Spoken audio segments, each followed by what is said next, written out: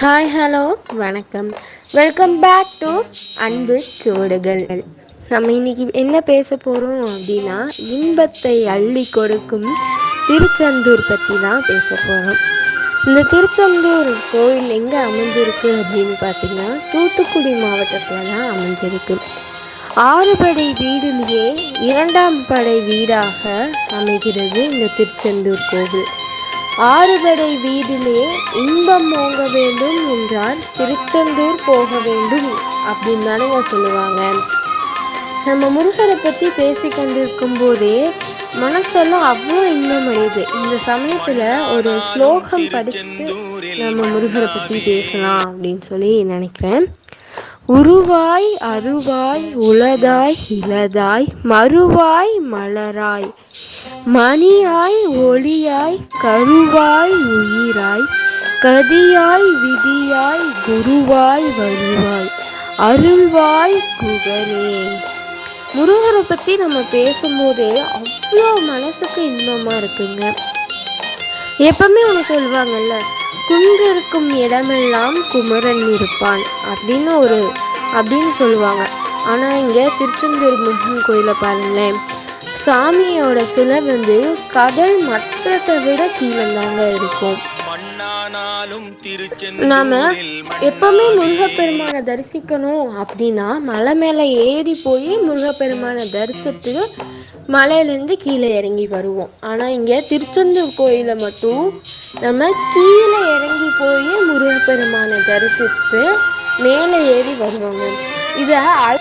அது என்னன்னா, வாழ்க்கையில் நம்ம கீழே இறங்கி போகும்போது முருகர் நம்மளை ஒரு நாள் கண்டிப்பாக மேலே ஏற்றுவாங்கன்னு சொல்கிறாங்க, விடுவாருங்க. நம்ம திருச்செந்தூர் கோபுரத்தை பார்த்தோம் அப்படின்னா அவ்வளோ அழகாக இருக்கும். ஆனால் அதுக்கு ஒரு நாளும் வர்ணம் பூச மாட்டாங்க. ஏன் வர்ணம் பூச மாட்டாங்க அப்படின்னு சொல்லி எனக்குள்ளே ஒரு கேள்வி இருந்தது.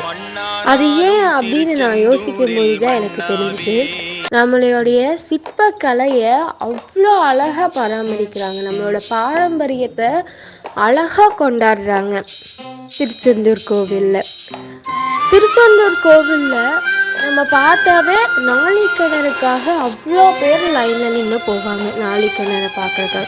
நாளிக்கிணறை பற்றி ஒரு கதை சொல்ல விரும்புகிறேங்க. நாளிக்கிணறு எப்படி உருவாச்சு அப்படின்னா, போர் செஞ்சுட்டு இருக்கும்போது போர் முடிஞ்ச பிறகு வீரர்களுக்கு பயங்கர தண்ணி தாகம். ஆனால் தண்ணி குடிக்கிறதுக்கு அங்கே தண்ணி எங்கேயுமே இல்லை. சுற்றியும் கடல் இருக்குது, ஆனால் அந்த தண்ணியை குடிக்க முடியாது. ஆனால் இப்போ வீரர்களுக்கு தண்ணி வேணும். அதுங்காட்டி முருகப்பெருமான் என்ன பண்ணாங்க அப்படின்னா, அவங்களுடைய வேலை ஒரு இடத்த நோக்கி இட்டாங்க. அந்த வேலிட்ட இடம் ஒரு குழி போல ஆகி அங்கே தண்ணி சறுக்க ஆரம்பிச்சிச்சு. அன்னைக்கு போர் வீரர்கள் எல்லாமே அந்த தண்ணியை தான் குடித்தாங்க. சுற்றி இருக்கிறவங்க எல்லாமே கடல் தண்ணி உப்பு தண்ணி தாங்க. ஆனால் முருகர் வேலிட்ட இடம் மட்டுமே அவ்வளவு சுவையான தண்ணியாக இருந்ததாமாங்க. இன்னைக்கு வரைக்கும் அந்த நாளிக்கிணறுல வற்றா நீராக இன்னைக்கு வரைக்கும் தண்ணி வந்துட்டு தாங்க இருக்கு. முருகப்பெருமானை பற்றி பேசிக்கிட்டே இருந்தோம்னா நம்ம பேசிக்கிட்டே இருப்போம்.